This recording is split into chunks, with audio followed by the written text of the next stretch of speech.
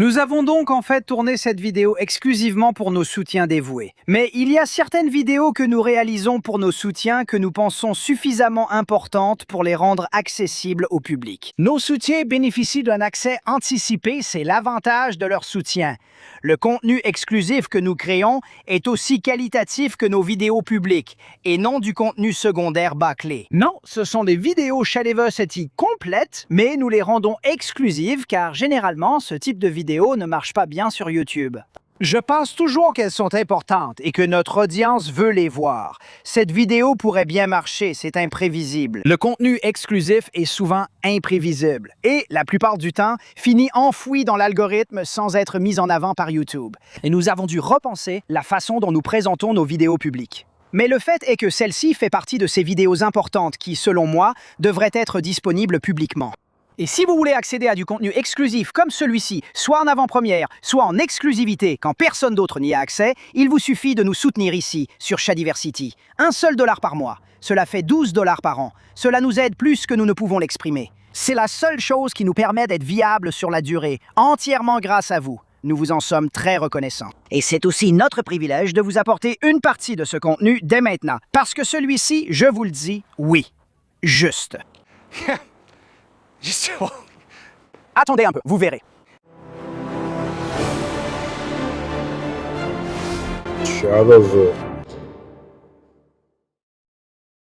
Salutations, je suis Tara. Et moi, je suis Chad. Et aujourd'hui, on a quelque chose de sympa pour vous, en exclusivité. Et c'est ça. Est-ce que les gens vont le reconnaître? Il devrait. Ils devraient. Je pense que ça s'est bien passé, la vidéo. C'est le Lontana d'un projet d'il y a longtemps, transformé en une monstruosité. Mais c'est pas vraiment de ça dont on parle. Ce dont on parle, c'est de la lame qu'il y a dessus. C'était une lame Tinker que nous avons commandée spécialement pour ce projet, afin de voir ce que ça donnerait si on mettait une poignée de katana dessus. Mais ce que nous n'avons pas pu faire, c'est explorer pleinement la robustesse de la lame, l'épée longue Tinker. Alors, si vous ne le savez pas, l'épée longue Tinker existe depuis plusieurs années et est considérée comme l'une des longues épées fonctionnelles de qualité les plus abordables que la plupart des gens peuvent acheter. C'est comme si vous vouliez une épée fonctionnelle, sérieuse et bien conçue. L'épée longue Tinker était le point d'entrée pour la plupart des gens. Pensez-y ainsi. Remontez d'une décennie ou plus. Ouais! À l'époque, le marché était différent d'aujourd'hui. Donc, une chose comme ça était... Entre 2 et 300 $. Ouais. C'est tout ce que tu avais. C'est tout ce que tu avais. Donc, beaucoup de gens ont acheté ça et ça l'a en fait lancé tout le marché du sur-mesure, ouais, le marché des garnitures sur mesure, ce qui est super et tout. Mais la vérité, c'est que je ne pense pas que ce soit de très bonnes lames. Et j'ai vu beaucoup de gens dire à peu près la même chose. Tu vois, je veux savoir parce que je pense que la géométrie et le design de la lame sont parfaits. C'est du haut niveau. J'aime ça. Le problème avec ces épées, c'est que chez plusieurs acheteurs, elles ont cassé au niveau de la soie. Pour beaucoup de gens. Eh bien, j'allais justement dire que c'est bien d'en parler maintenant. Parce qu'actuellement, sur le marché, il existe des options très compétitives et de haute qualité que vous pouvez obtenir pour un prix comparable. Parce qu'en fait, nous avons 2 épées longues Tinker Long. L'autre, vous l'avez peut-être vu dans quelques vidéos. C'est une lame non affûtée. La version non affûtée. C'est plutôt mauvais. Nate et moi... Non. Nate et moi, on n'a même pas vraiment fait d'assaut. On a croisé les lames. Des lames non affûtées. Juste un peu. Je vais dire qu'on a fait de l'assaut. Ce sera plus simple pour vous. On a fait de l'assaut pendant environ 1 minute 30. Et il y a des entailles sur les lames. Mais j'aime bien quand même. Ouais, j'aime bien sa géométrie, mais c'est beaucoup trop fin pour être une lame avec laquelle tu pourrais vraiment t'entraîner. Pour une lame d'entraînement, les arêtes sont trop fines. Tu as raison, beaucoup trop fines. Ces lames d'entraînement ont encaissé tant de coups, ce sont de vraies bêtes. Ouais, c'est mon point de référence, car ils la vendent comme lame émoussée d'entraînement. Le problème, c'est qu'on s'est entraîné une fois. Juste une fois pendant environ 35 secondes, et la lame a commencé à s'ébrécher. Voici ma référence préférée pour montrer leur mauvaise qualité. Ensuite, cette lame est identique à leur version émoussée, mais avec un tranchant. Tyrant veut découvrir à quel point ce tranchant est résistant face aux tuyaux en métal de la mort. Ouais, maintenant on va s'y mettre. On va s'y mettre. D'abord, faisons quelques coupes avec, juste pour nous rappeler, tu vois, quelles sont ses performances en utilisation générale. Ouais. Alors passons à ça, et ensuite, on va essayer de le détruire. Lontana. Comme nous l'avons dit dans l'introduction, celui-ci est un peu complexe, mais c'est surtout à propos de la lame. la lame, le cœur de l'épée, étant comment on les appelle? Les lames Tinker. Comme mentionné, c'est une lame Tinker. Si je me souviens bien, elle coupait très bien. Oui, c'est vrai. Et elle est tranchante, toute neuve, tout ce genre de choses. Oui. Je m'attends à ce que ce soit comme avant, agréable et amusant à utiliser pour couper. Allons-y! J'ai raté le dernier. Ouais, c'est coupé, c'est bien. J'en ai raté 3. Ouais. Le dernier. Il y avait comme une entaille fine. Puis j'ai pas vu de quoi tu parles. Je pense qu'on a cassé la suspension de ce truc.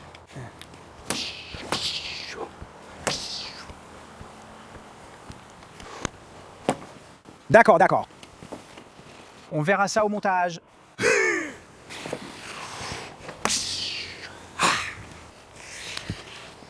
Oui, tu l'as raté. Magnifique série de coupes. Ouais. Je suis sûr. Ouais, eh bien, tu verras le montage. Ouais. Ouais. C'est un que tu peux juste... Tu sais, tu peux passer. Je l'ai déjà fait. Il est à toi. D'accord. Je dois la reconnaître, ça. J'aime bien. C'est un endroit magnifique. L'apparence de leur lame, même l'épaisseur, la finesse, tout est bien. Mais voilà, j'ai jamais eu l'envie d'en acheter une.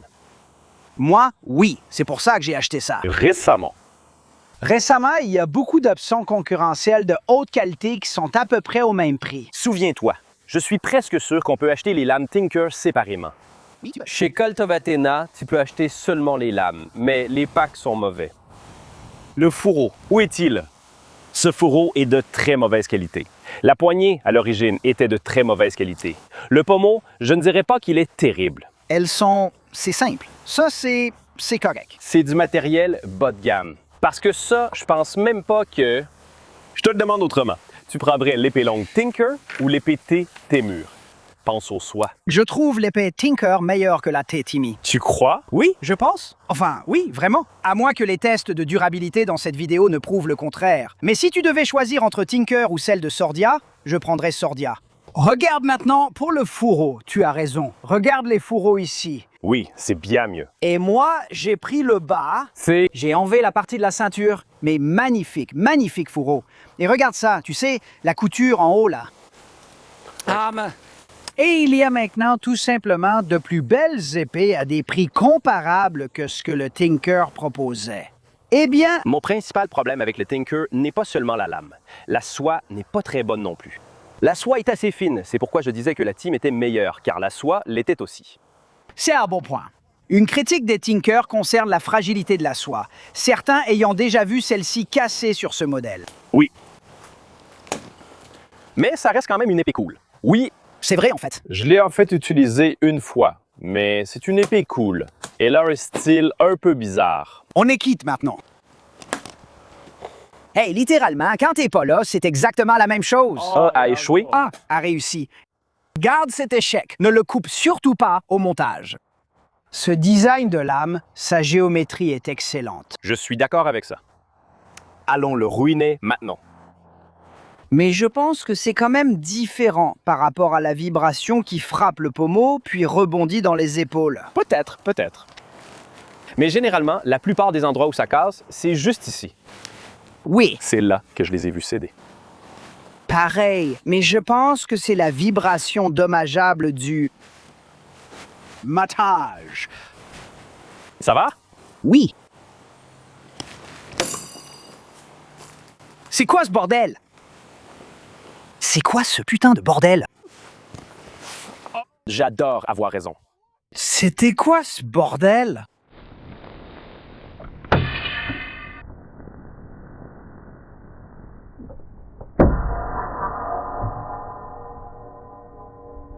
La lame s'est cassée en deux. J'arrive pas à y croire. Premier coup, tu te fiches de moi? Ça n'est jamais arrivé. J'ai essayé de t'expliquer ça, mais t'as pas voulu me croire. Qu'est-ce que...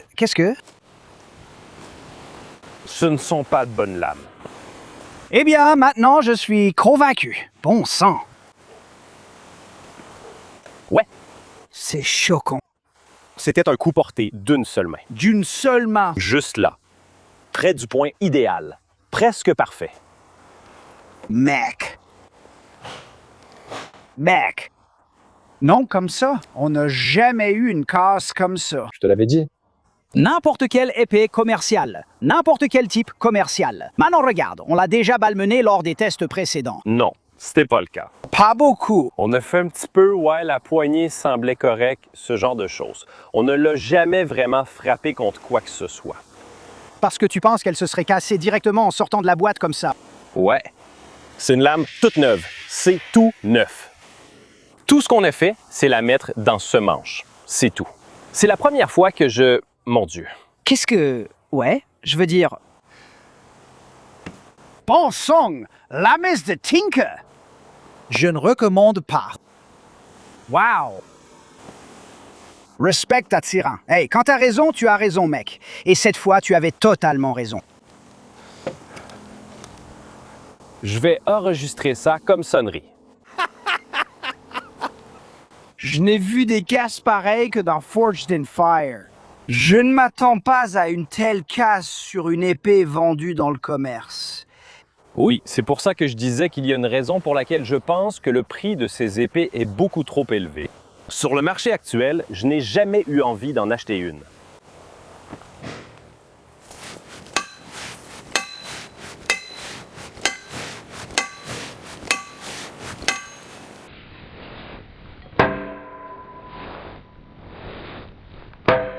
Elle a mieux résisté ici, mais il faut rappeler que je frappe. Regarde où je frappe la lame et toute la matière présente. Donc, si je le garde, les dégâts sur le tranchant causés par la barre métallique de la mort sont en fait assez minimes. C'est costaud. Mais non! Non, ce que nous voyons ici, c'est que la dureté est peut-être trop élevée sur celle-ci, rendant le tranchant résistant mais cassant. Bien sûr, mais nous sommes aussi ici en bas. C'est très proche d'ici. Le sang est censé être ici, en bas. C'est très épais ici. Il y a un gros morceau de viande derrière la lame. Pas excessif. J'ai vu bien pire. Je sais que t'en as probablement pas envie, mais tu veux essayer ton blend de Tinker là-dessus? Non, non, Je ne sais pas. non, va te faire voir. Arrête d'essayer de détruire mon truc préféré. Non, je veux juste montrer que les dégâts sur le tranchant sont horribles. Non, allez mec, c'est impressionnant. Ça, c'est une bonne tenue du tranchant, mais ça pourrait expliquer pourquoi ça s'est cassé ici, parce que ça a peut-être été trop durci. Eh bien, je peux donner quelques coups de plat.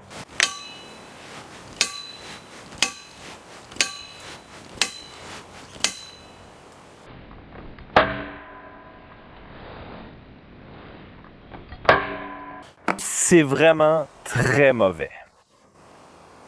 Je ne frappais pas fort à plat. Je veux dire, C'est à ce que ce genre de choses ne se plie pas sur quelque chose de flexible. Parce que maintenant, c'est plus une longue épée complète, c'est une épée courte. Ça veut dire que tout ça, c'est juste du matériau épais et lourd. je ne sais pas trop. Je m'attends à ce que ça prie avec ces coups-là. Quelle épée ne se plierait pas dans cette situation? Les fédères ne sont pas faits pour ça. Ce n'est pas un fédère. Comme avec des épées d'entraînement, on pourrait les prendre, s'en servir et rien ne se passerait. Oui, elles sont faites pour être très flexibles. Mais pense à l'épée du croisé. Elle ne s'est pas pliée. Elle s'est pliée sur le sol. Non, elle ne s'est pas pliée. Oui, elle... non, elle ne s'est pas pliée. Le pommeau s'est légèrement desserré. L'épée Crusader ne s'est pas pliée. Peut-être que je me trompe sur ce point. Oui, celle-ci me laisse un peu partagée. J'avais une prédiction en arrivant. Je ne pensais pas qu'elle casserait à la soie. Pas forcément parce que les épées Tinker ne peuvent pas casser à la soie, mais parce qu'elle est construite comme un katana. Ouais, il y a des goupilles qui traversent la soie, ce qui fait que la vibration se termine différemment. Et ces poignées absorbent davantage les vibrations, les poignées de katana. D'accord, il y a un certain nombre de mises en garde importantes. Pour essayer d'être aussi, je suppose, clair que possible sur ce que cela signifie. Avant de faire cela, c'est la première fois qu'une lame casse pendant notre test sur bois. Oui, Jamais eu de casse avec autant de flexion. Pas de casse. oui, jamais de casse. Maintenant, est-ce que c'est déraisonnable pour une épée? Oui. Pour une épée grand public? Je dirais que oui. Maintenant, La plupart des gens n'infligeront jamais ce niveau de mauvais traitement à leur épée, mais certains pourraient le faire. En cas de coup raté et de choc contre un objet solide, il peut y avoir casse ou projection de la lame, ce qui serait très dangereux. laissez-moi dire ceci. Une épée doit au moins pouvoir croiser le fer avec une autre. Oui. Et maintenant, imaginez si ce n'était pas une grosse poutre en bois fibreux, mais une autre pointe tranchante. Ça l'aurait simplement coupé. Eh bien, c'est un bon point. Par exemple, si vous avez un tranchant qui s'enfonce dans cet autre tranchant, tranchant contre tranchant, Ça aurait été pire. il y a plus de risques qu'elle casse ou se rompe, en plus de ça. Vous trouverez des épées historiques de qualité encore pires que celle-ci, mais selon les normes modernes, non. Et pour le prix, ce n'est pas une épée bon marché. J'aurais aimé qu'elle le soit autrefois. Avec la baisse des prix et davantage d'options concurrentielles. Il faut dire que la plus proche d'une vraie épée a mieux résisté au mauvais traitement. Ouais. Et c'était une lame plus fine. J'ajouterais aussi qu'avec la poignée et le pommeau d'origine et tout ce genre de choses, je pense que ça aurait été bien pire. Parce que rappelle-toi, il y avait un petit filetage dessus. C'était un pommeau fileté avec une garde transversale fine, sans tout mon époxy à l'intérieur. Oui, et les rivets maintenaient la soie et tout ça. Un bois beaucoup plus fin. Je pense qu'il y aurait eu une rupture de la soie. Eh bien, voici la question suivante. Contrôle de qualité. L'une des préoccupations qui sont apparues avec les lames Tinker, c'est que certaines personnes en ont eu et elles étaient parfaites, durables, rien à redire. Les problèmes rencontrés par d'autres ne sont pas apparus sur leurs épées, car certaines se sont cassées à la soie dans les mêmes conditions, alors que d'autres épées Tinker sont restées intactes. Selon moi, le problème n'est pas que toutes sont mauvaises, mais que le contrôle de qualité est bien pire. On risque davantage de tomber sur un exemplaire défectueux qui peut se casser. Et ça, je ne l'excuse pas. Ce n'est pas suffisant. C'est insensé. C'est comme aller acheter une arme à feu et se dire « Hey, cette arme a une chance de tirer toute seule. » Je penserais « D'accord, je n'achèterai pas cette arme. » Oui! Donc c'est ça le problème ici. Et gardez à l'esprit que c'est une toute nouvelle lame. Nous n'avons jamais rien fait avec. Nous venons juste de la remonter. Au premier coup, elle s'est cassée en deux. C'est dangereux. Et s'il y a des problèmes de contrôle qualité à ce point-là, au point d'avoir un défaut aussi important, je ne peux pas les recommander. Je n'achèterai pas une épée Tinker maintenant. Puis je compare ça à ton épée émoussée. C'est une épée qu'ils vendent comme option pour le combat d'entraînement. Et elle a eu d'énormes entailles sur la lame après seulement 3 coups. C'était rien du tout. Et c'est comme ça va casser. Ouais, bon d'accord. Nous l'avons fait en exclusivité, mais après publication, je pense que c'est assez important pour en faire la vidéo principale un jour. C'est juste important qu'il y ait plus de retours sur ces épées, parce que beaucoup de gens sont au courant et se posent des questions sur la qualité. Et je pense qu'il faudrait en parler plus largement pour avertir les gens à ce sujet. Et on peut le faire. Sur Colt of Athena, tu peux obtenir les lames nues. Juste les lames pour environ 100 $ US, je crois. Je pense que c'est raisonnable, mais si je le compare à l'épée Temu, c'est un prix terrible. Je pense que c'est une bonne option à avoir. Je crois qu'elles viennent avec leur garde, leur poignée, tout ça. Elles ne valent vraiment pas le prix. Le prix. Non, pas du tout. L'épée Temu est plus durable que la Tinker. Beaucoup plus, beaucoup plus. C'est désormais la référence. Si tu ne peux pas faire une épée meilleure qu'une épée Temu à 80 ou 90 $. Tu as des problèmes, tu as des problèmes. Waouh! Mais c'est tout, je pense. Regardez la critique de l'épée Temu juste là, juste pour voir la preuve par l'exemple, les gars. Merci d'avoir regardé, à bientôt.